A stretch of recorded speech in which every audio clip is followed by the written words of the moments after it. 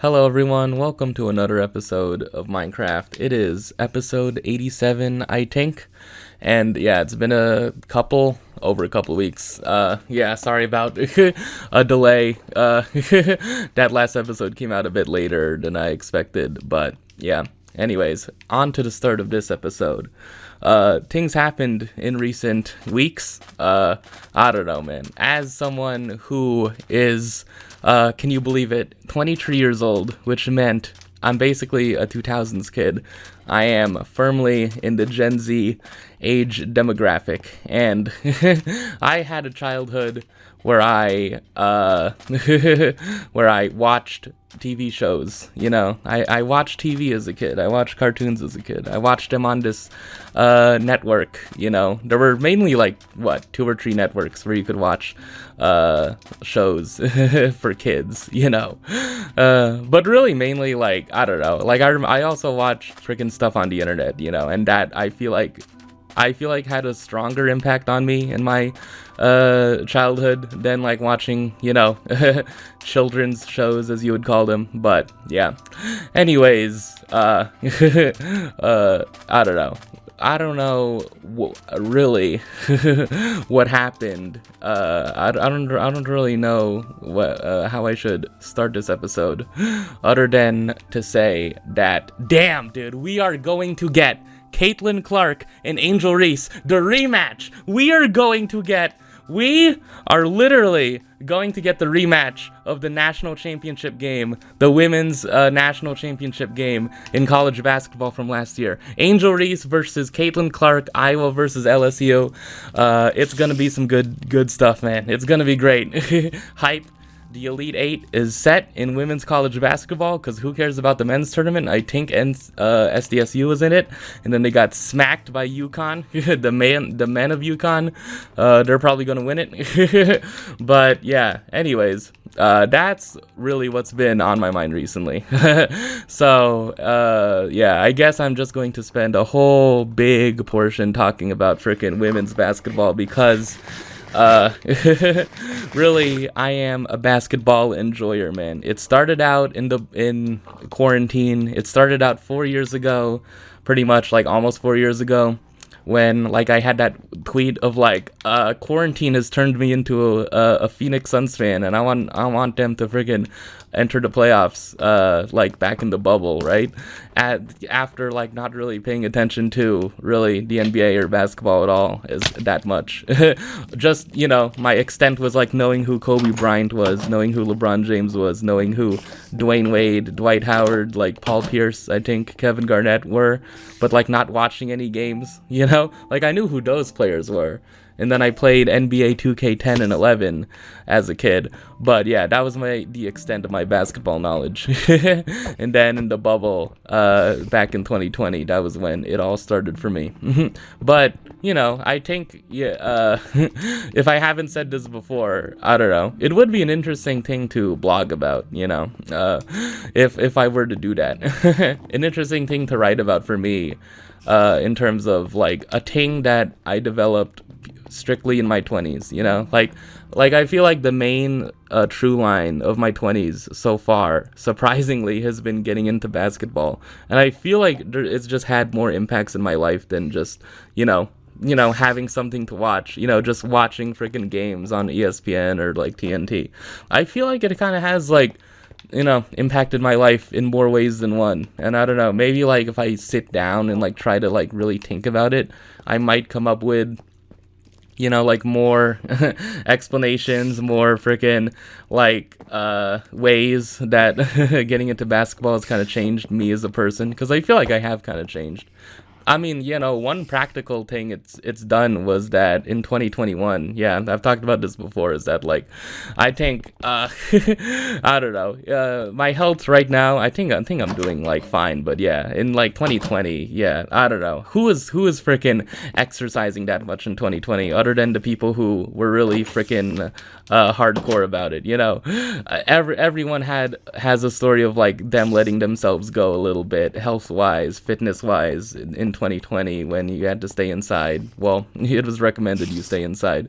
But anyways, Yeah, so one practical way basketball has impacted my life like other than just me watching games and me freaking rooting for the Lakers to not make noise in the playoffs has been like, me going outside more starting in like 2021, like in terms of going outside just to freaking bring a basketball out to a freaking empty lot and then shoot freaking on a basketball hoop there. It's interesting. I don't know. I feel like I really do not know like how when that hoop was there. Like I really don't know because I don't know, because I really only started doing that in 2021, like, and that also coincided with me picking up reading again, because 2020 was also when I stopped reading regularly. I don't know, it was just a thing, like, I don't know, other things, I guess. I started this channel for one thing, but yeah, in like spring of 2021 I started exercising more, and like my main form of exercise now isn't really going to a gym. Obviously, yeah, I do not have a membership or anything like that. Isn't freaking running. Obviously, I've explained how I'm a slow runner and I'm traumatized from middle school PE about running, but it literally is freaking me freaking just taking a basketball out to a freaking empty lot and shooting some hoops and then freaking reading afterwards, right? Like after I'm like really sweaty, and sometimes, it's a bit messy, but I do it, I've been doing that since like June of 2021, because March of 2021 was when I started reading outside. Going to that place to read. I explained it before. There's like a bench next to like the lot where the hoop is. So yeah, like that's basically a thing. I'm really proud of myself for coming up with that, because I have to walk to the lot, because it's about like 10 minutes away from my house. So I have to walk to the lot. And then I play basketball for a little bit, like, like 15 minutes. It really isn't that much. I'm like I don't think I've lost a drastic amount of weight, but I think I've lost enough where it's like significant, like significant in terms of, I look at a picture of myself from like October of 2020, and then I look at a picture of myself like from 2022 or 2023. I'm like, yeah, no, there's a difference there. But anyways, this is such a long prologue. I don't know. Why am I freaking talking about this? Yeah, I don't know. That's the blog post. What the hell, dude? Anyways, Angel Reese and Caitlin Clark are gonna play each other in the Elite Eight of the women's NCAA tournament. I think it's gonna be a good game, and personally, I feel like I want Iowa to win this one, even though I made a bracket on like ESPN Fantasy or whatever for the first time, and then I had LSU beating Iowa in the Elite Eight, but now, my bracket got busted a few weeks ago, like a couple rounds ago, yeah, with freaking NC State advancing over Stanford and freaking Duke advancing over Ohio State and freaking, just, yeah, wait, there's another freaking upset that happened before, yeah, Middle Tennessee over Louisville, yeah, that was like one of the first upsets that happened. Louisville being Haley Van Lit's old team, the girl who transferred from Louisville to LSU. And a lot of people are like saying, like, why did Haley Van Lith transfer to LSU again? It's like she really has been an afterthought. Like, it really initially, when the news broke out that she freaking transferred to LSU, a bunch of people were like, dude, they're like literally forming a super team or something. Probably a couple people were saying that. LSU fans were defending it, right? Yeah, where it's like, oh, we won. Why would you mean we needed to form a super team to beat Caitlin Clark? We won against her. But I don't know. It just seems like she's been mostly kind of silent in terms of like being seen like in the tournament. But that's also probably because LSU is like carried by, not carried, but like the stars of LSU are very clearly Angel Reese and Flage Johnson. And then, yeah, like a new transfer, Anissa Morrow, has been talked about a lot more than Haley Van Lith, Yeah, I mean, their team is very deep, but there have been a couple of times in this tournament where they've been tested, some sort of. I mean, like, yeah, Middle Tennessee was giving them a tough game, and then, oh god, the round previous, they were in like a bit of a tough game. Yeah, the first round they were playing against Rice. They were playing against Rice, and then Rice was giving them a tough game until they pulled it out. LSU did. So anyways, Iowa also has been tested along the way too, but yeah, not in this most recent game. In the Sweet 16 they faced Colorado. Caitlin Clark had a pretty easy time. She had like 15 assists with 29 points. She was distributing the ball. People are talking about her game as a passer after this game, you know, and like her passing is like probably an talked about, underrated aspect of her game that people aren't really mentioning that much. But yeah, so yeah, Iowa was tested in their first game a little bit against Holy Cross, and in that game in particular, there were like a few things that people took away from it. Mainly that Caitlin Clark was like yelling at refs or something. She was like arguing at calls made because it was getting a little like testy a little bit. And then it cut to her dad, and her dad was like, "Shut up, man! Shut up! Stop arguing this call! Stop!"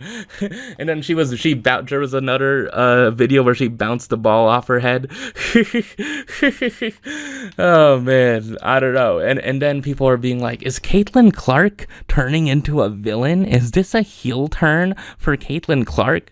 And then only to be exacerbated in the next frickin' game against West Virginia, which a lot of people were talking about, like, the refs. Man, dude, the refs, they gave Iowa so many frickin' calls near the end.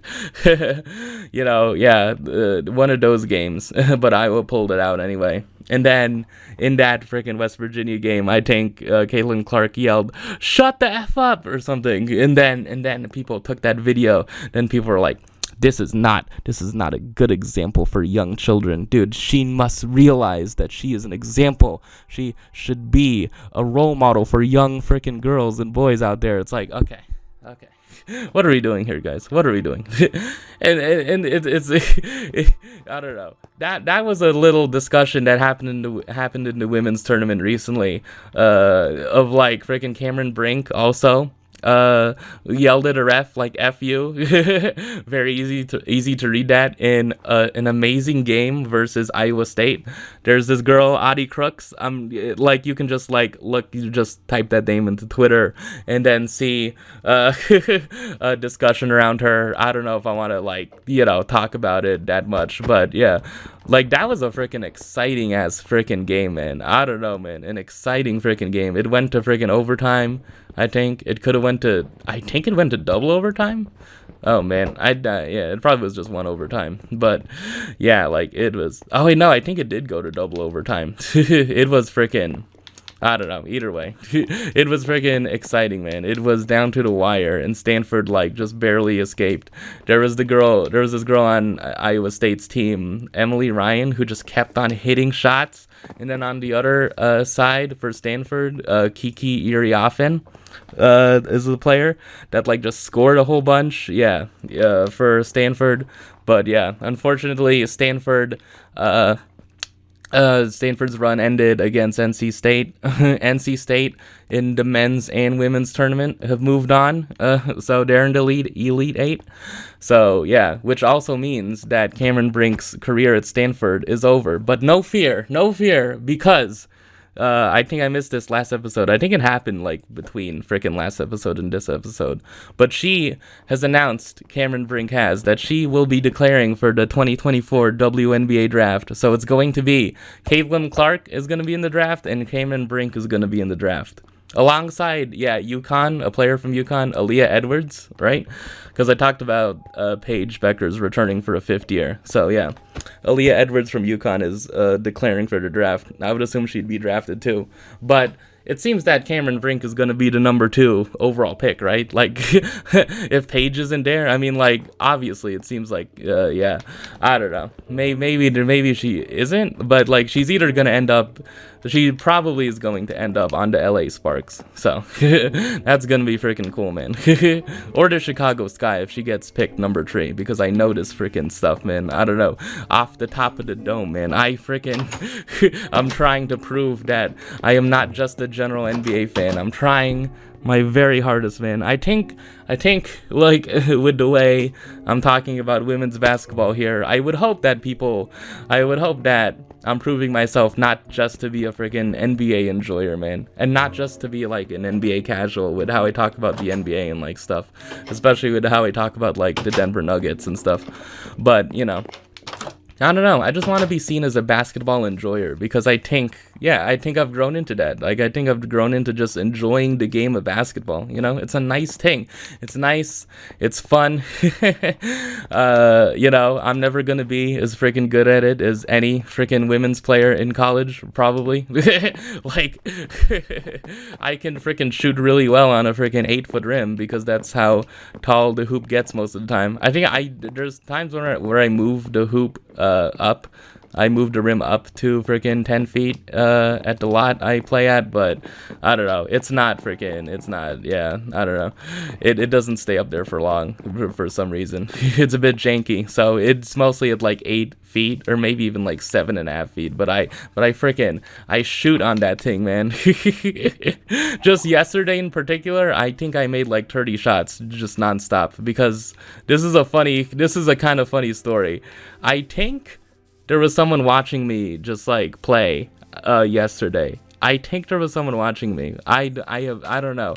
Like, I didn't want to make a thing of it.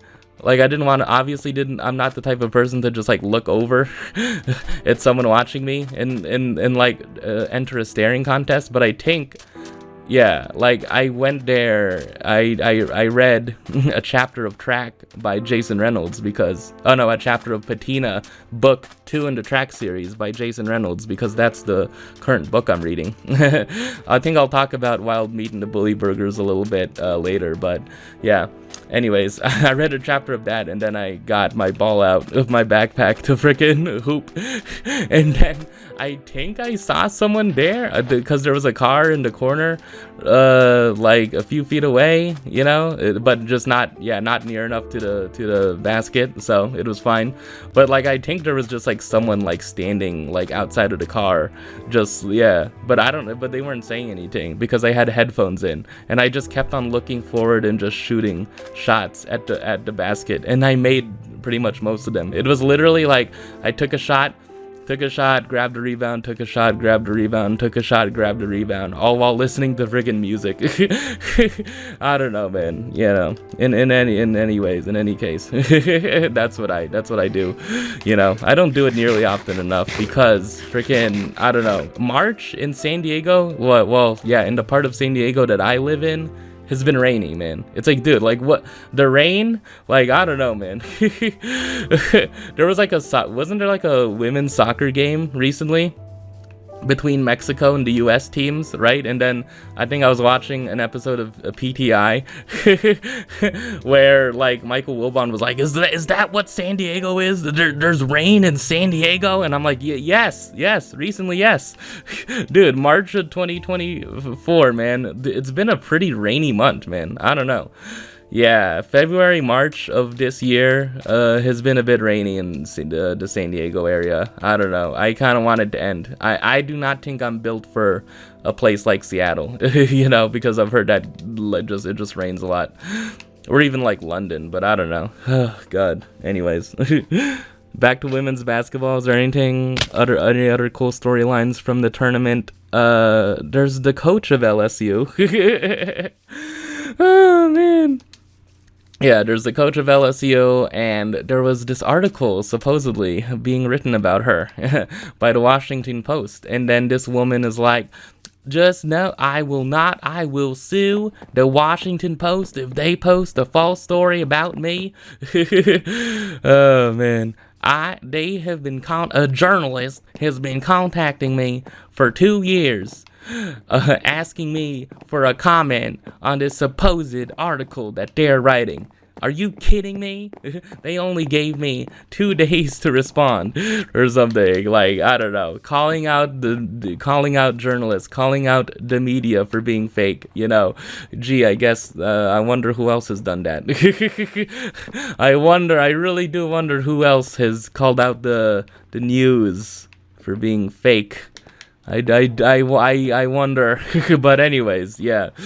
Kim Mulkey, had a rant after a game, where she called out freaking a potential article being written about her, and then yeah, the article just came out today, and yeah, everyone's hype about there being any juicy freaking material in it kind of deflated. It was just mostly a profile, but like it does detail like a few like things that are negative, but it's not freaking. It's just mostly information people already knew, right?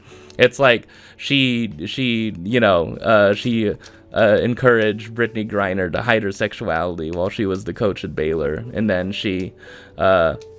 there were other players during her tenure at Baylor who she was like telling off for like being gay, not being gay, but like she basically held the perspective of like, look, just don't make it that public, It's like, I think like the positive spin on it would be the fact that like she would want her players to not make it too big of a deal, because she knows that of the fan base and like the surrounding community of a place like Baylor, which is very like, which is a Baptist university, and like, in Texas, mostly a conservative state, pretty much, right?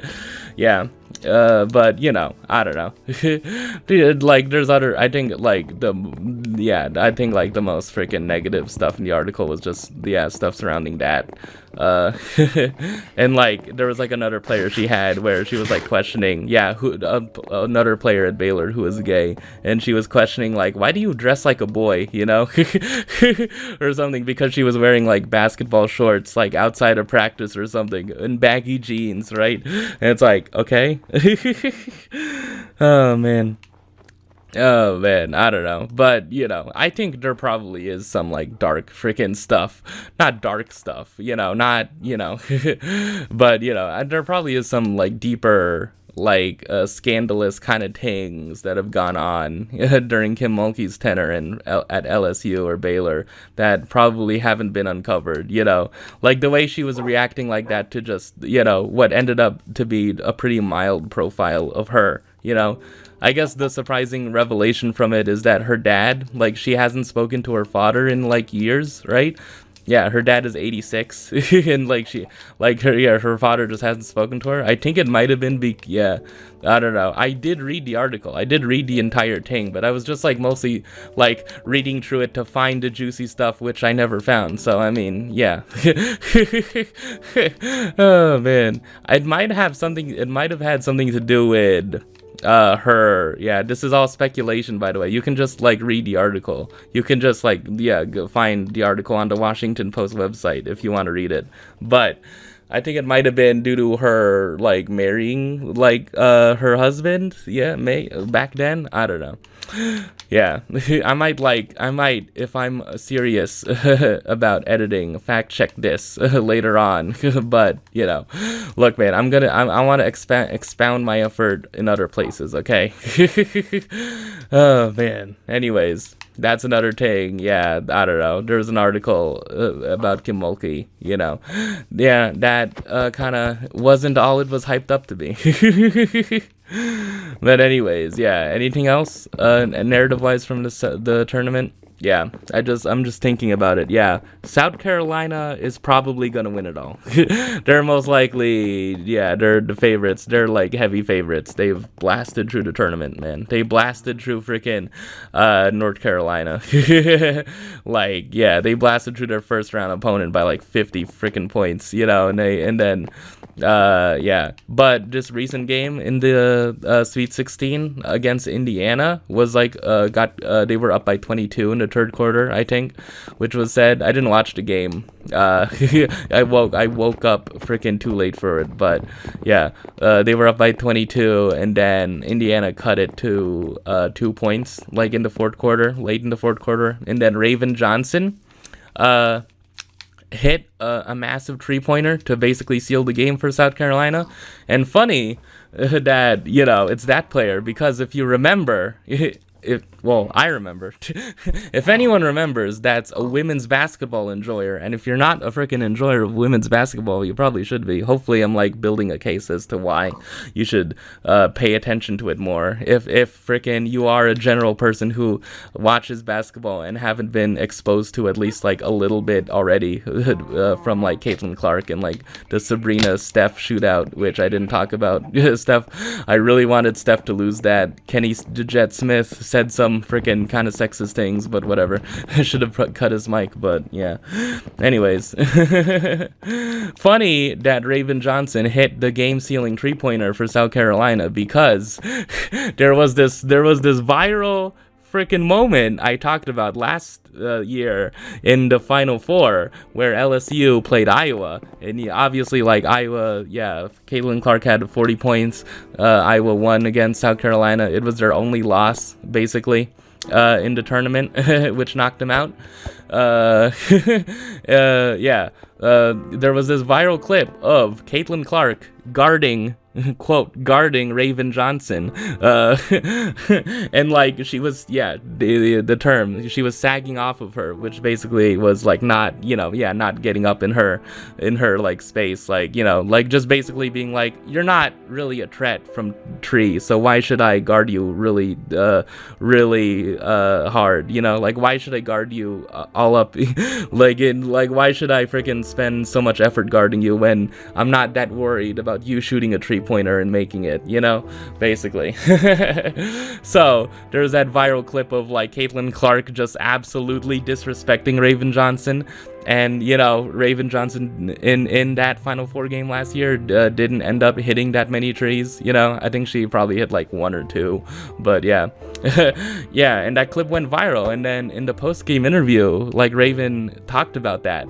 In a post-game, presser, like speaking to reporters, she talked about that moment, and she was like, after that went viral, like I actually was depressed, like I thought about quitting basketball, and like I bounced back, and like a lot of people, would have hated to have gone through what I went through, man. A lot of people would have quit basketball if they went through what I went through, And that's a really cool story. It's a really cool freaking story, like seeing her like bounce back from that, like last year I was like treating it as a comedic thing, but and like it kind of like as I was treating it as a comedic thing in terms of, like, isn't it kind of funny how like Caitlin Clark was just not even trying. She just looked at Raven Johnson there at the 3-point line, and she's like, okay, no, I'm not gonna freaking guard her. Really? Like, I'm not gonna guard her? Not like Caitlin Clark plays defense anyway, to be honest. I mean, that's more Paige Becker's thing, but it was funny. Like, but yeah, you just don't think of like the other side of it that much, right? It's like, it probably must have really sucked to be Raven Johnson in that moment, in the aftermath of that game, and just be like, oh wow, like really, it's like, dude, she disrespected me on a national stage and they won the freaking game, and like I have to sit with that clip for like a whole season, and it's really nice to see her bounce back. It's really poetic to see that, so yeah, that's a cool storyline from the women's tournament. Anything else? Oh man, a lot. There's a lot, man. There's a lot. USC is making their first deep run in the NCAA tournament, basically since like what, the 90s? USC made its first Elite Eight since 1994, which was 30 years ago.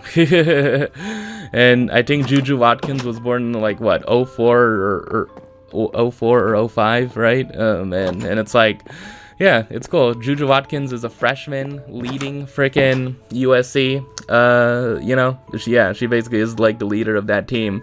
But it's also her supporting cast, Yeah, there's Mackenzie Forbes, there's Kayla Padilla. Funny thing about that girl, though. I'll probably talk about it a little bit later. Anything else from the women's tournament that I want to bring up? Anything else that was interesting? Any minor kind of thing? Oh man, have I talked about it all? Yeah, I don't know.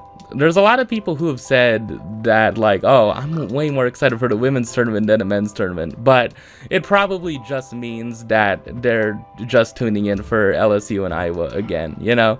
Like, I feel like, dude, they weren't watching, like, most of these games, you know? And a lot of, yeah, and basically, like, how the tournament ended up this year, pretty much in, like, both men's and women's, was that it was pretty chalky, and, like, the chalky games where the higher seeded teams won.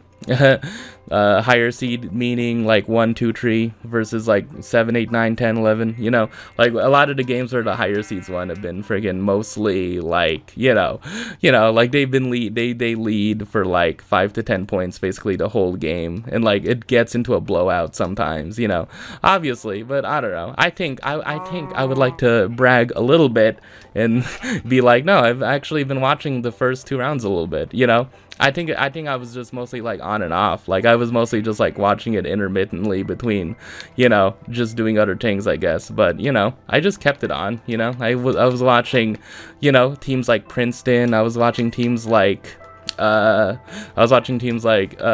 Irvine versus like Cal Baptist. I think that was a matchup. I was watching Utah a little bit, you know. It's like just, you know, it's just nice. I was watching those games, even though a lot of those games didn't end up being competitive. So yeah. Anything else I should bring up from the women's tournament? Yeah, before I think. Yeah, the other storyline I get that's personal to me for the women's tournament is that I have this kind of running thing, I think, that I picked up in heading into the women's tournament, where I talked about, yeah, I mentioned this player for USC, Kayla Padilla, and I feel like it's very obvious where I'm going here. About like freaking, oh god, like before, like a day or two before USC and Stanford played for the Pac-12 title game. Yeah, like the title games for all the conferences, like what happened like the week before March Madness started. So like, yeah, like about like 2 days or like 3 days before the USC and Stanford played for the Pac-12 title game, I looked up I wanted to look up like women's basketball Instagram accounts, just, you know, because just to see like what they post, you know, and I just typed in like USC women's basketball on Instagram, you know, for no reason, you know. It's not like I might be writing something where that would be a useful thing to like see, you know. It's not like I would be writing something where my curiosity would naturally peak there. But, you know, I searched up the USC women's basketball Instagram account, and one of the first posts I saw was of that player, Kayla Padilla, and funnily enough, like it linked to like basically like a biography, like a mini kind of blog / like biography that was like written by her, where she was like explaining like you know, like when I was like young, I saw this Asian player at a USC game, and like it gave me, it is somewhat to the effect of like it inspired me as a young Asian American player growing up in Southern California, playing in like Asian American like camps and being a Filipino American, and I'm like, and yeah, basically, oh man, of course, I'm like, yep, yeah, I'm rooting for this team now. I'm rooting for this freaking team. Look, man, look.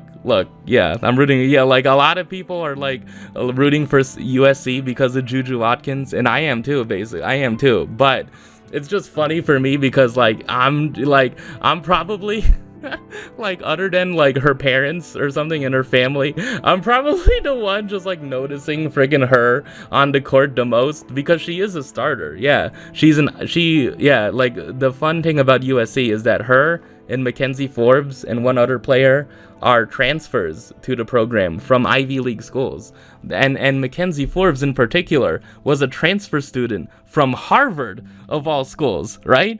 Like she started her college basketball career at Cal, you know, that university, and then transferred to Harvard, and then she wanted to transfer to USC, but yeah, what's the whole thing? Yeah, it's the whole thing like that. Like you can't, like, once you're graduated, you can't. Yeah, there's some sort of Ivy League rule here that's like weird. But I think I heard during that Pac-12 championship game that she had to transfer to a community college for like a semester or two before she could transfer to USC and play for Lindsey Gottlieb, who was the coach at USC. And like also her coach back at Cal, which is a really interesting story, man. I don't know. And Kayla Padilla also was an Ivy League transfer from, I think, like Penn or Penn State. I don't know. Man, it's like, obviously very easy thing to root for. I mean, just saying. I think I mentioned like in a previous episode, I was like thinking like, hey, what if there was like a Filipino women's basketball player? It's like, I don't know, man. Hey, just something to think about. And then yeah, it's nice seeing that realized. But unfortunately, USC is meeting UConn in the Elite Eight, and I feel like UConn is gonna win that game. I don't know. And like in terms of like who I want to win, I think I want UConn to win. I don't know. I think I would just want UConn to make it to the Final Four or like the national championship game again. Like I feel like Paige Becker should freaking have an opportunity to win a national title. I feel like she of all players deserves one. Because Cameron Brink got one in her like freshman year, right? 2020 to 2021.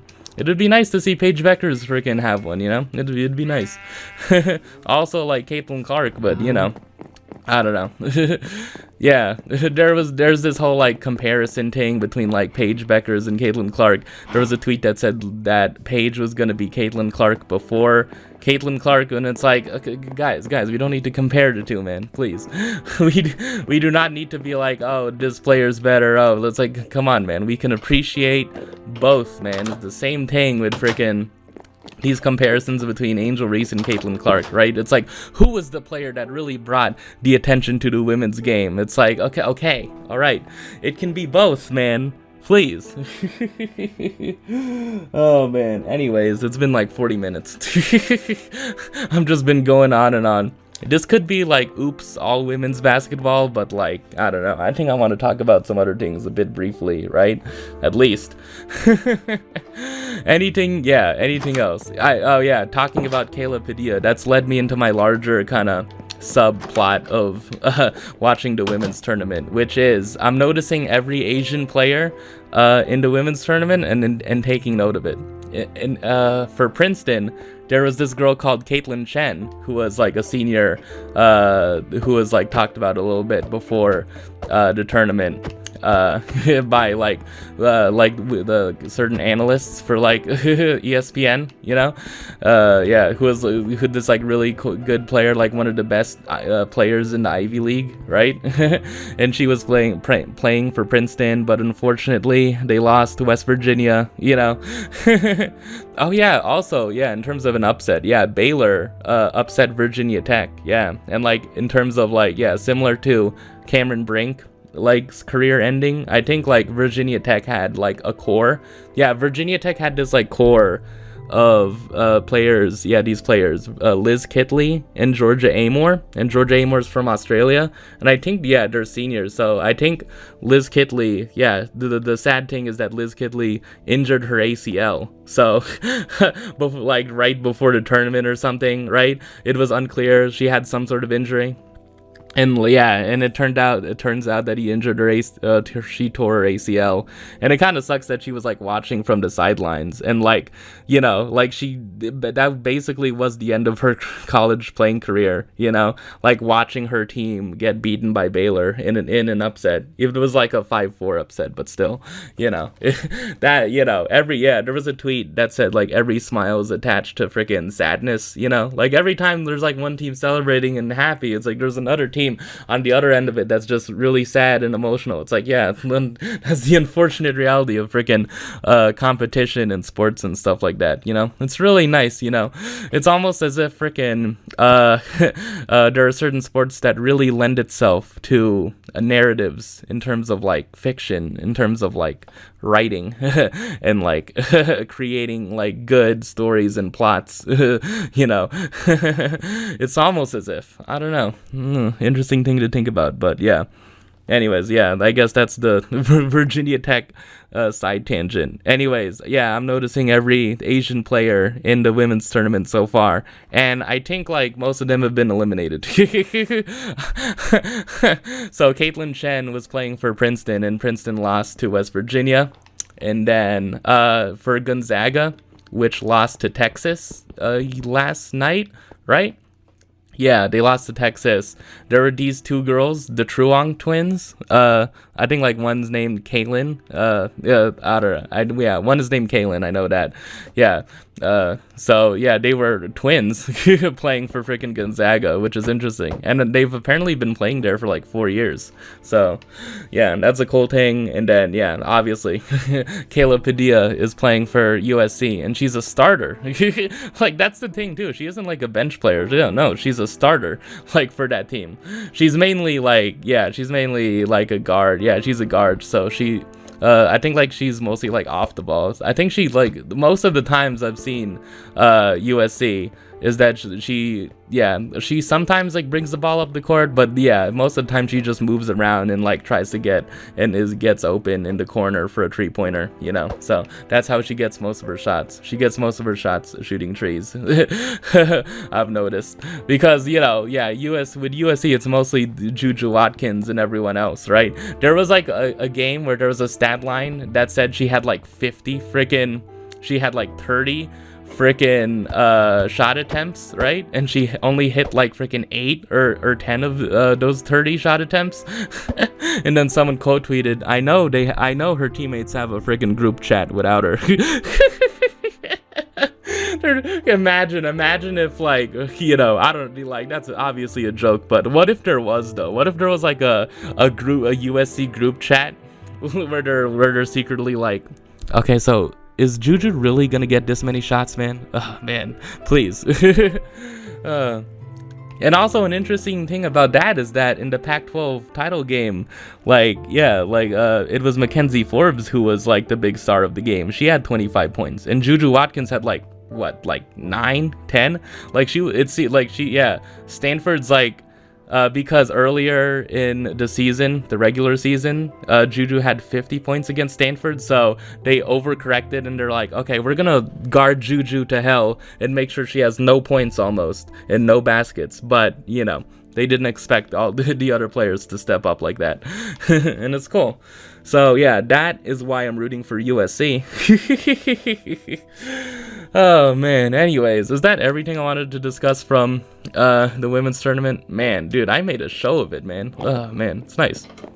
So, my final thoughts on LSU and Iowa. I hope that, I don't know, I'm not really counting on anything too much. You know, obviously, I hope it's a good game, obviously. I'm gonna be interested in seeing all the Twitter discussion about it, all the memes. People are gonna turn it into a race war. And yeah, unfortunately, that's gonna be the case, man. It's just unfortunately gonna be like one team is mostly black, one team is mostly white. Even though Hannah Stolke is on, you know, Iowa, but you know, it's like, yeah, I mean, that's how the national championship game was also last year. It was just like, okay, here's the mostly black team and here's the mostly white team. It's like, okay, can we get over this, please? Can we not make it about this? Can we? I don't know. I don't know what people should make freaking Iowa versus LSU. To be honest, I don't know. People should just be excited that it's a fun women's basketball game, man. Please.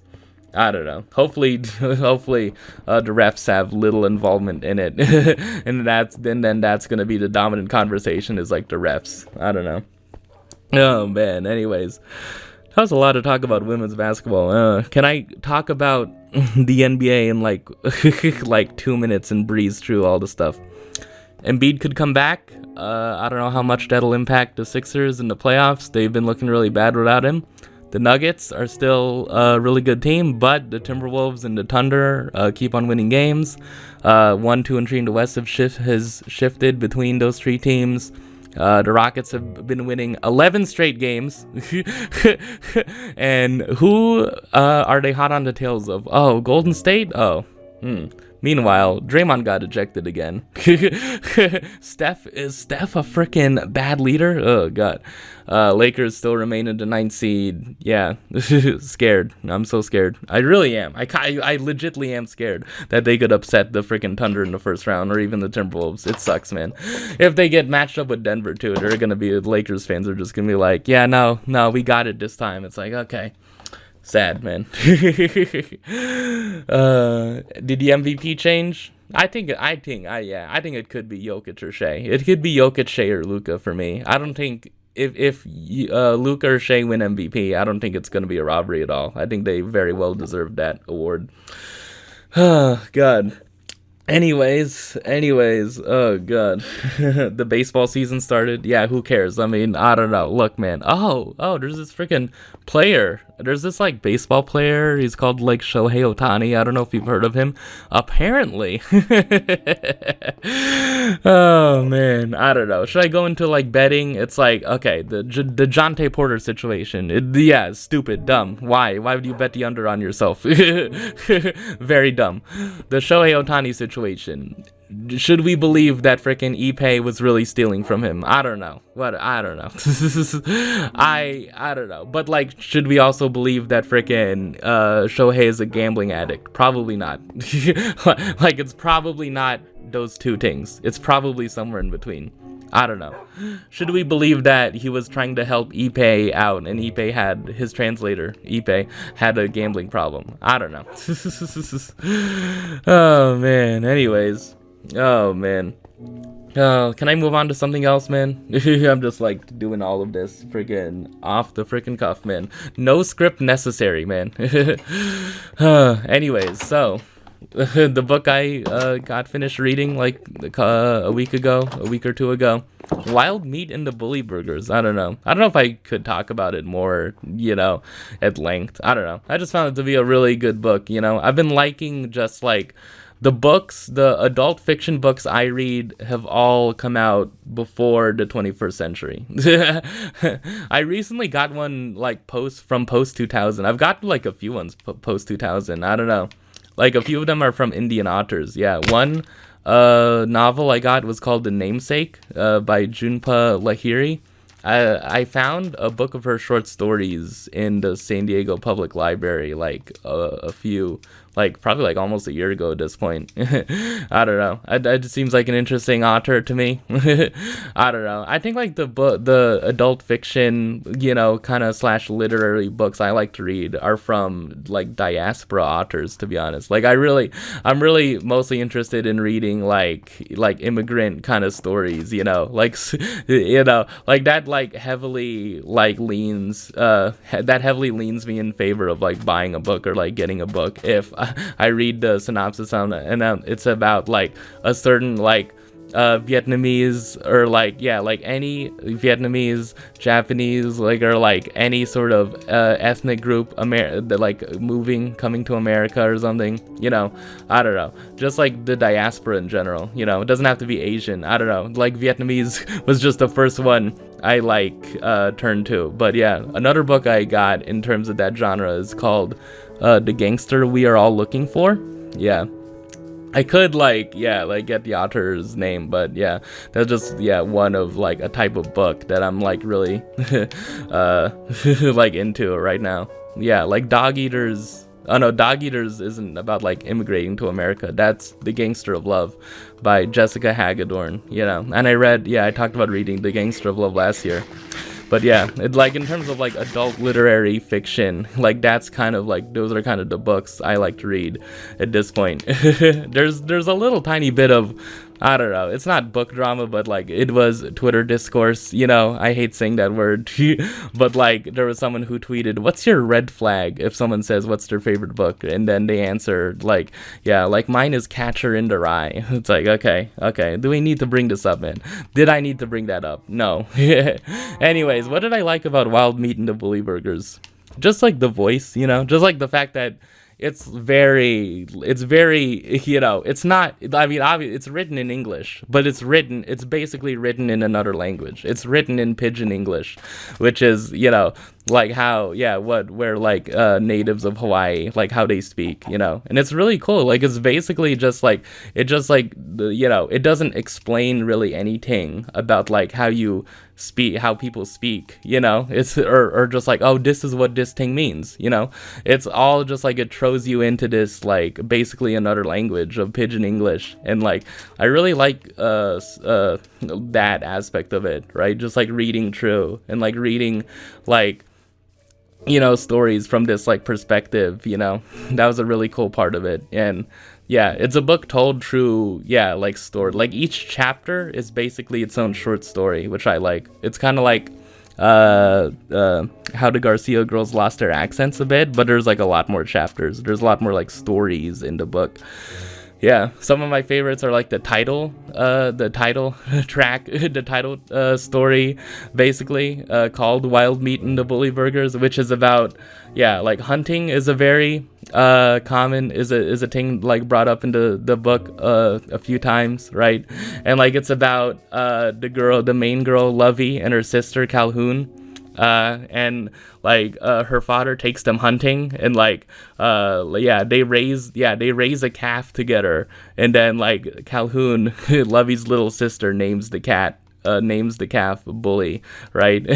and then the father is like, why are you naming it? Why did you give it a name? We're gonna kill it, right? We're gonna kill it and eat it, right? And and then I don't know, I guess like they don't think of it, and then like at the end of the story, the father like cooks them a meal, right? And then he cooks them like a burger, right? And then friggin' he cooks them burgers, and then Calhoun just asks, is this a bully burger? Or like, I think they were saying like, I think she asked that, or she said, this is a bully burger, isn't it? And then it has this kind of somber freaking ending to it. I really like that story. And then there was another story called, oh man, the first dance is always a slow dance. Yeah, which is cool, which is about the main character going to a school dance and like trying to get noticed by a boy who's like Howley, and that's the whole like another theme of the book is that Lovey's desire to be Howley. Like another highlight is like near the beginning of the book. I think it's like the third chapter, the third chapter is called I want to marry Howley so I can have a Howley last name. And it's like her describing like these American names. It's her just like describing the life she imagines she wants to have, like marrying someone who's Howley and having like a name and like living like a white person basically. Like that's what she imagines because she's tired of like being, Japanese American. It's interesting like thinking about like Hawaii like that, I've never been to Hawaii, but like how like Hawaii is this amalgamation of like Asian people, from all across, there's a bunch of like Japanese like Americans, but there's also like native Hawaiians, I don't know. It's really cool to learn about that, of like what is a state in America, but like, oh god, that's a really cool story. There's this really really good story that is the highlight of the book to me. It's near the end. It's called Wrong Words. And I probably shouldn't spoil that. It's a thing. Oh man, probably shouldn't spoil it. You should just go read the book. That's my recommendation. I'm no Reese Witherspoon. I'm no Oprah Winfrey. I'm no book talk, but I'll try my best in recommending freaking novels, and hopefully it won't be labeled as a red flag book. What's your favorite book? And then someone's like, Wild Meat and the Bully Burgers, have you heard of it? And then someone's like, yeah, I've read it. It's a red flag for me. I don't think I can continue this relationship with you. At most, it can be a situationship.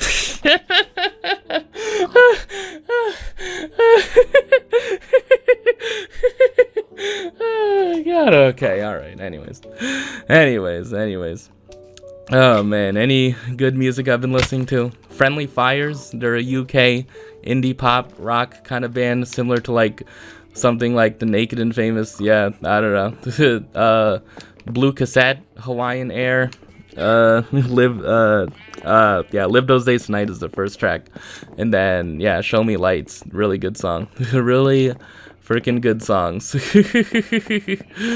Oh man, Hop Along, I've been listening to, obviously like Tibetan Pop Stars, amazing song, just like Frances Quinlan, just like one of just the best vocalists in music ever. I feel like just like her vocal delivery on freaking Tibetan Pop Stars, man, I don't know, it's not that, Get Disowned isn't the recent discovery. I added it to my phone in like 2021, I think, but recently I I acquired their next album after that, Painted Shut, and like, I don't know, there's a really good freaking rock band. I don't know, I guess they would fit into emo, but like, I don't know, it's weird considering them an emo band. Like, to me, I feel like an unofficial requirement of being an emo band is that you have to be like lame in some sort of aspect, but I don't know. Like, Hop Along doesn't give off like lameness to me, in the way that like, American football or freaking Jimmy Eat World or like, modern baseball do. They just seem like, a band that makes like really good rock music, Maybe if they had a freaking album cover that was just a bunch of freaking people gathering around a freaking cheese pizza, maybe they would satisfy the lameness requirement. I don't know. Oh man. Anyways, I don't know. Should I move on to the Twitter segment? God, I probably shouldn't do a Twitter segment if I'm not gonna find any interesting tweets. There were like no interesting freaking tweets freaking last freaking episode, right? It was just me cutting to freaking like Stephen A. Smith talking about freaking Dragon Ball and like Goku versus Vegeta, man. It's like, oh man, come on. I did post like Nika Mule freaking posing for that cold ass photo. I was mostly focused on like inserting the RT/AH clips, most of which were Ray Narvaez Jr. So I don't know. Oh man, I've been rewatching a lot of freaking like AH content recently. The heist they did in GTA 5, they're freaking hilarious, man. Watching them back. And like, there's this really fun clip I've seen on Off Topic, the Achievement Hunter podcast, where they were like trying to help Millie, Jeff's daughter, do her math homework. Oh man, really really fun. I think I'm still gonna freaking like watch like their clips like for the next as long as they come up in my YouTube feed, I guess. So anyways, it's God, it's already over an hour, man. Anything else I need to talk about? Any wrapped up thoughts about women's basketball? Anything.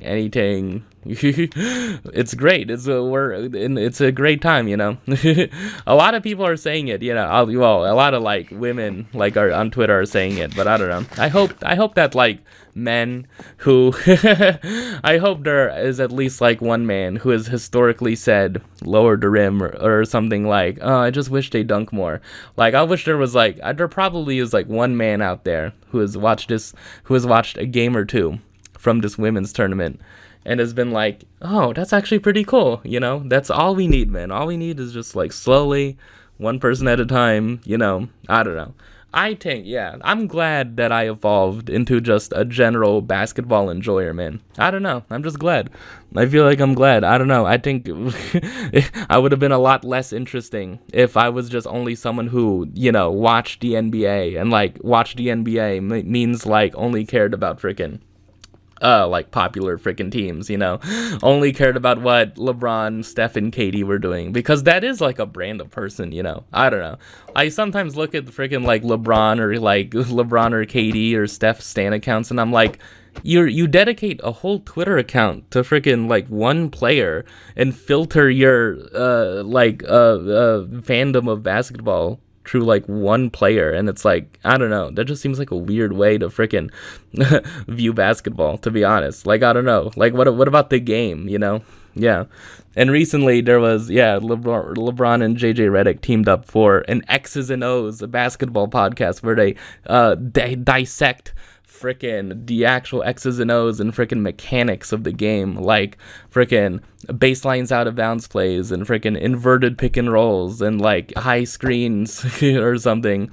Optimal defensive coverages for 3-point shooters, or like how to navigate rolling off a screen into baseline J. I don't know. I'm just saying a bunch of freaking chalky freaking X's and O's terms. I get it from the low post. I don't know. It seems like when Zach Lowe's talking about, like when Zach Lowe's discussing that, and he gets into like they do a pick and pop, the roller, someone's in the dunker spot, and I'm like, yeah, no, I'm listening. As I'm playing freaking 2K. I have an update on playing video games, by the way. I have played a video game other than 2K. I played the original Super Mario Brothers on a GBA emulator, so that was pretty cool. Yeah, there's like 8 worlds in it, and I did not beat it legitly. I used save states, unfortunately. I'm sorry, man. I don't know. I'm Gen Z, man. I can't handle these freaking games from 1985, man. I don't know. We're done with the 80s in video games. Anyways, is that it, man? Is there any other things that I need to discuss? Oh man, no, I don't think so. You might think that I would want to discuss more things, but I don't know. I actually don't, to be honest. So, oh man. Anyways, I think that's basically it for the main part of this episode. It's gonna be long again, man. Please, I should probably make these shorter, man. Probably, but I just want to talk about freaking women's basketball. Is that so bad? I'm just really excited, man. God dang, I'm just really excited about women's genuinely, yeah. I watched freaking like barely even a quarter total of a game from the men's tournament. Like, I don't care, man. I did not watch a single second of that SDSU versus UConn game. I don't know. Look, I even watched freaking Divisions 2 women's basketball, like literally I watched a Division 2 game from like almost front to back because it involved a certain school. It's like, dude, like, I don't know. I'm not I don't know. I don't think I'm necessarily wanting to brag or anything. Obviously it's not. I don't know. But, I think it's just me being like thinking and reflecting, like, yeah, no, like, I don't know. I think becoming a basketball enjoyer has been an important part of my life, so far in my 20s. I don't know. It's interesting thinking about it. Yeah. I don't know. It's impacted my life in a lot of ways, and I just hope that freaking I keep it. I don't know, maybe it's just only gonna be a thing that defines my 20s and nothing else. Maybe like when I enter my 30s and have a career, it's gonna be like, remember when I was talking about the women's tournament on my now defunct YouTube channel? I hope not, man. Hope not. I'll still be around, man. I'm sticking around until episode 100 at least. So, anyways, that is it for this main part. Here is the Twitter segment. Are we back with the Twitter segment? I think we're back because someone tweeted, hear me out, a library/bar where you can just sit there quietly with a drink and read. I think this is probably a joke, but yeah, I don't know. There was someone who tweeted like a picture of a girl at a freaking bar reading a book, and then like it's to the, and then the quotes maybe like, yeah, the caption above it, because it was a picture, it was like something to the effect of like, pick me, I'm someone who freaking goes to a bar or a club and reads. It's like, okay, all right, okay, we don't need to freaking, please, man, why are we getting upset over things like this, man? Why? Like, I don't know. That's my ting. Yeah, like, you know, my ting with like freaking like discourse recently is like there's just so much freaking like negative freaking there's just I don't know, there's just so much stuff that's just not worth having Twitter arguments over, you know, like DoorDash, to be honest, right? Anything involving that, right? It's like, look, like you can just order DoorDash, right? And just like not post about it on Twitter. Well, not that that's the issue, right? The issue is like people tweeting about, the issue is like all of the stuff surrounding it. But like, look, I don't know, just anything involving freaking delivery services and conversations around freaking ethics and stuff like that. It's like, please, like, instead of tweeting about it, instead of getting upset about it, why don't people just talk about basketball, man? That's my thing. That's my solution to just so many freaking different discourses, man. Instead of freaking like talking about spice levels and like how like a table where there's a sign that says TikTok made me buy it is like annoying. Why can't people just talk about basketball? Like, honestly, that's my solution, man. That's honestly my solution for a lot of things. I don't know. Like, there are opportunities for me where I could tweet about something but I'm just like, I don't know. If you really look at my freaking a bunch of my tweets recently, it really has just been about basketball and nothing else, man. Man. Oh man, I don't know. Anyways, do I have any other freaking thoughts on like a library where you can drink alcohol? I mean, I guess, I don't know. Isn't it similar to the freaking, like, it's on the other end of, it reminds me of a woman who was like, there should be playgrounds in libraries where you can like send your kids, and then people being like, responding to the lady being like, why can't you listen to librarians? It's like, okay, all right. Okay. Oh man. Okay, I don't know. I guess the lady who wanted playgrounds and libraries is wrong. Okay. All right. That's just my reaction to so many discourses, man. It's like, I don't know. It just has to be like one person posts an opinion and then quote tweets are like, get him, man, get him, wrong. It's like, okay, man, all right. Like, it's like I only need to see one person saying they're wrong, not 500, right? That's basically just my contention, right? Like, I only need to see one person saying they're wrong. That's it, you know? But anyways, moving on to something else. Here's another interesting tweet. Someone tweeted, rap went from for the poor and disenfranchised to let's belittle the poor and disenfranchised. Yeah, it kind of has been, yeah. Yeah, recently, I don't know. Yeah, maybe not all of rap, but yeah, a lot of rap is like, why are you know, like being like, why are you poor, you know, like get your money up, you know, I don't know, like you're too broke for this or something. Yeah, clowning on someone for being broke, for being poor, you know. Which reminds me of another thing. There's this like rapper, his name is like Kendrick Lamar.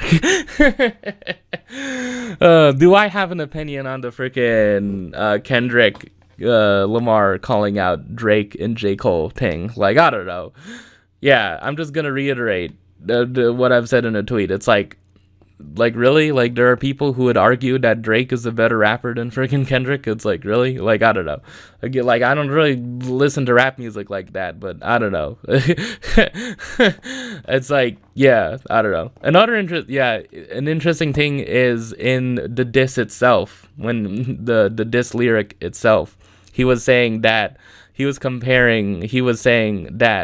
Kendrick and then Drake, in comparing him and Drake, right? Kendrick was saying in the lyric, Kendrick is like Prince, and then Drake is like MJ, right? And then Kendrick in the lyric said Prince was better than MJ, right? MJ being Michael Jackson, yeah. And I don't know, there's a lot of people, and then there are, I think, people like who are responding, like probably Drake fans who are saying like, you know, that means like, you know, if you're Prince, that means that MJ was better than Prince, like Michael Jackson was better.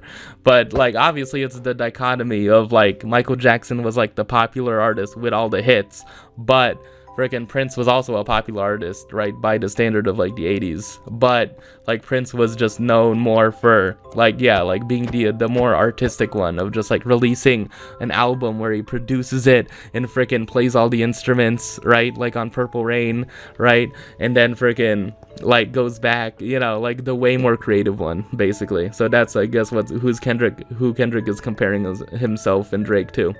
I don't know. I've listened to a little bit of Prince, yeah, but I don't know if I can make the conclusion of like Prince being better than Michael Jackson. I don't know. I guess I'm just not mostly a friggin' Michael Jackson person in terms of like, yeah, I want to listen to Billie Jean today. I don't know. I just feel like I listened to it enough. I've listened to it enough on like radio stations where they play 80s songs. I don't know.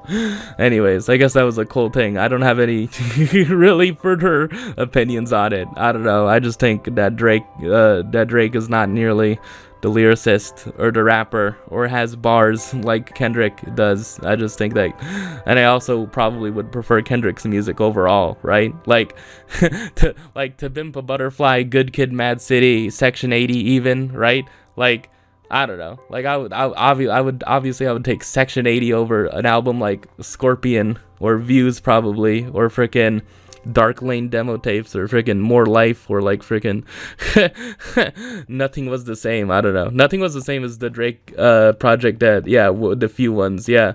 Like the Marvin's Room is like the definitive, like, this is a great Drake album, right? I think. Yeah, it's like Marvin's Room and Nothing Was the Same is like the albums of Drake that people say are like, oh, okay, these are like really good to great. And like the thing he did with Future, I think if you're reading this, it's too late. Oh man, but I don't know. Anyway, I just yeah, I'm just on Kendrick's side in terms of that. So moving on. This is legitimately a first. Someone with the handle of Raymond on Mango, wonder who's that, tweeted this conversation, as you say, as I would say. Okay, begin scene. Jolene, Dolly, me and your man are just friends. I promise. I would never do something that cruel to you. I don't know if she would have like a country accent. I mean, just look at you. You're amazing. Dolly, thanks, Jolene. I guess we just needed to talk it out. We're good?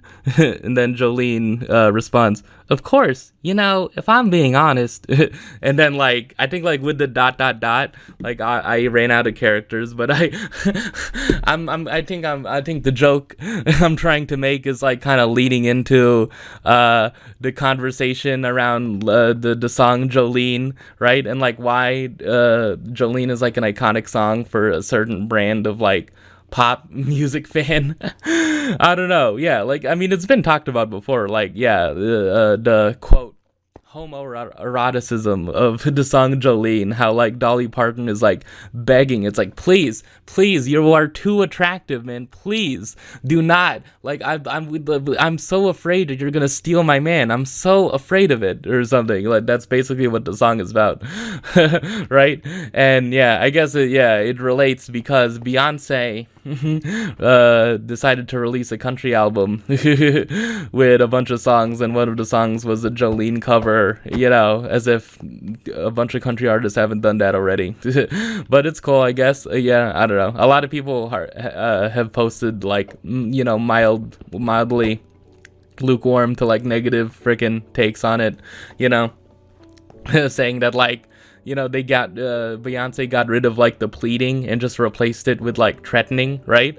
Like, instead of like, please do not take my man, it's like, you better not frickin' take my, yeah, it's like, I don't know. And like, they feel like that kind of changes the whole like dynamic, the subtext of the song, just in a bad way. I don't know, man. Do I have any opinions on Beyonce's country album? Probably not. Will I listen to it this year? Maybe. I don't know. Man. I probably should like get into Beyonce at some point. There's probably a better chance of me getting into Beyonce than me getting into like, I don't know, MJ Lenderman probably.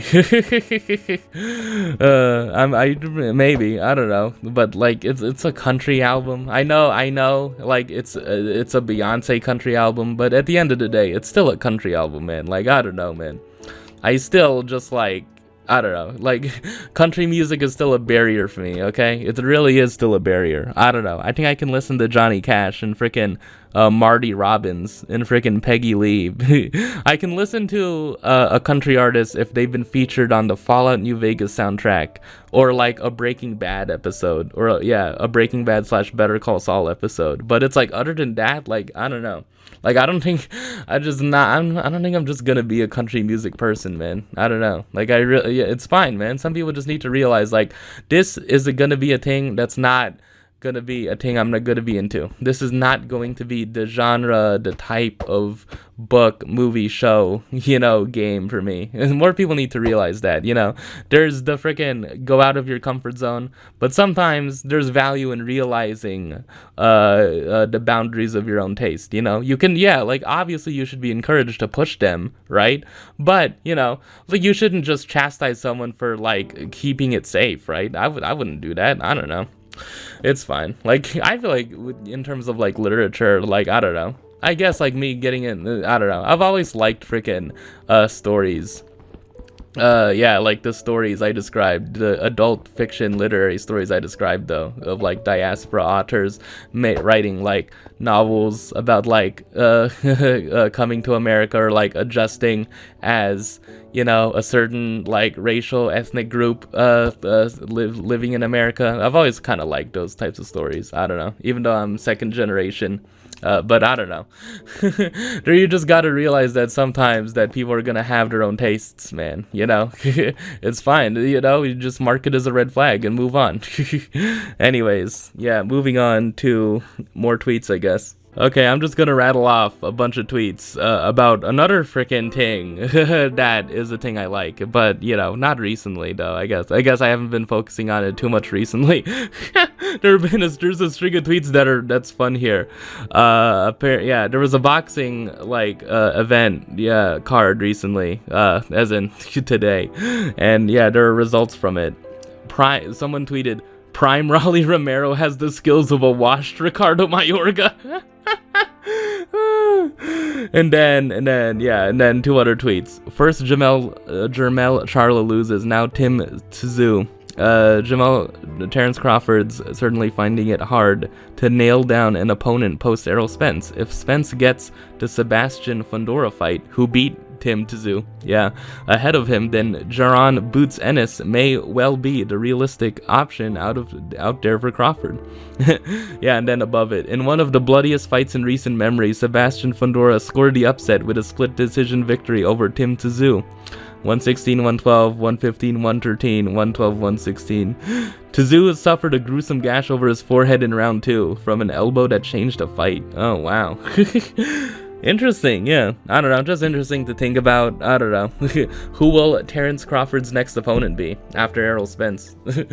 Yeah, I mean, Terrence Crawford's obviously in the driver's seat with, like, the opponent he chooses. Yeah, I mean, it obviously should be someone who has a chance of beating him, maybe. But I don't know. I guess he doesn't feel that Boots Ennis would have a chance at beating him. Yeah, and, like, I guess, Tim Tszyu was supposed to be in line for that fight. But I don't know. It just seems like, I think, like, he Crawford himself has been advocating for Canelo, but I don't know. I don't know who's Canelo's gonna face. Not David Benavidez, it seems like, right? I haven't been paying attention as much. I don't know, but I've just been more focused on women's basketball, to be honest. But, it's a nice thing to think about. Okay, I think this is probably going to be the finale, hopefully. It's been a long episode. I got to most of what I wanted to say. I really shouldn't have a Twitter segment in most of these episodes that go on long, but I don't know. I just feel like it's a thing I have to do. It's the era of the Minecraft Let's Play series I'm in right now. Someone tweeted, "From my middle-aged perch, Beyonce's version of Jolene makes a lot of sense. Unpopular thought, but in long-term relationships / marriages, I'll just say there's a lot of heavy lifting that is rarely discussed." And then 2 replies down, someone tweeted, the same person tweeted, "I was married 20 years. I think a lot of younger people have unrealistic expectations around partnership. To some degree, you are raising each other." That could relate to a certain, article. There's this website called Cut. Yeah, they're not to be confused with the YouTube channel called Cut, but there's like articles posted on there, and then those articles get discussed on Twitter. It's like, it's a whole thing. There's the, I don't know. But yeah, anyways, this got co-tweeted by a YA author, Kosako Jackson. Yeah, who tweeted this: "Me and my boyfriend have grown so much in 8 years, but it wasn't without struggle. If you think a relationship won't be without struggle and hurt and maybe even some heartbreak during it, at some point in time, think again. That's relationships and growing together." There you go. Nice little thing to end it on, man. Yeah, relationships can be difficult at times, but, I don't know. Yeah, it's kind of just a thing, man. I don't know. I think there really need to be more examples of, like, relationships ending amicably. Especially, like, on the internet, man. I don't know. I've talked about it before. It just doesn't seem like there can be, like, relationships that can end amicably, I don't know, man. It's fine, man. It's fine. I don't know. Yeah, it's cool. It's nice that there's a lot of discussion about, people being like feeling like they can share like negative experiences with relationships. But I don't know. It'd be nice to just like, see more examples of like, we're just different people heading in different directions towards life. I don't know. It's not like I write about that. I don't know. But anyways. Oh man, I forgot to mention Hannah Hidalgo in my women's basketball thing. Like, I'm sorry for neglecting that. I actually didn't watch much of Notre Dame. I didn't. Yeah, they got eliminated by. Oh God, who did they get eliminated by? A team.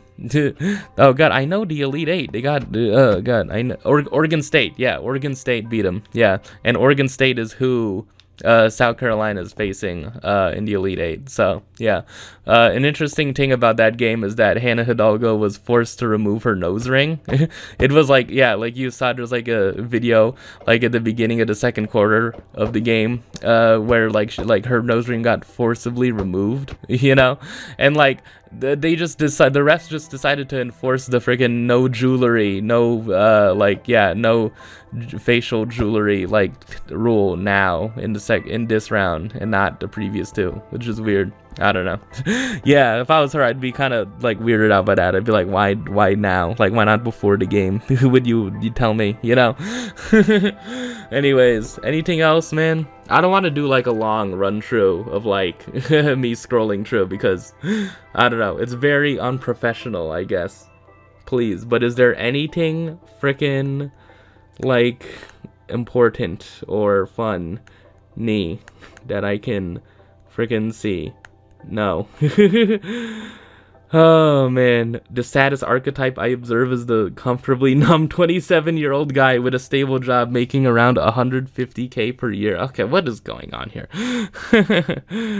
Oh man, anything else? I accidentally got 5 pounds of bananas from Instacart instead of just 5 bananas, so any banana heads out there, please come over and help. Oh man. Okay, alright, okay. I don't want to hear SH about Juju's efficiency. That freshman put the team on her back and scored the last 9 out of 10 points to advance her team to the Elite Eight. Yeah?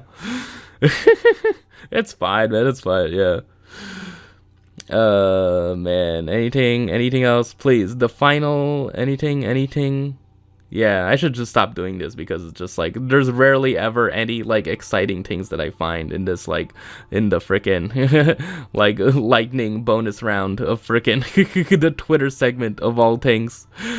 Oh man. Yeah. Anything? No? Yeah, I'm reading through. Oh man, someone tweeted salmon, prawns, tomato, and avo something. Yeah, it's something. bathe sidla I fish today.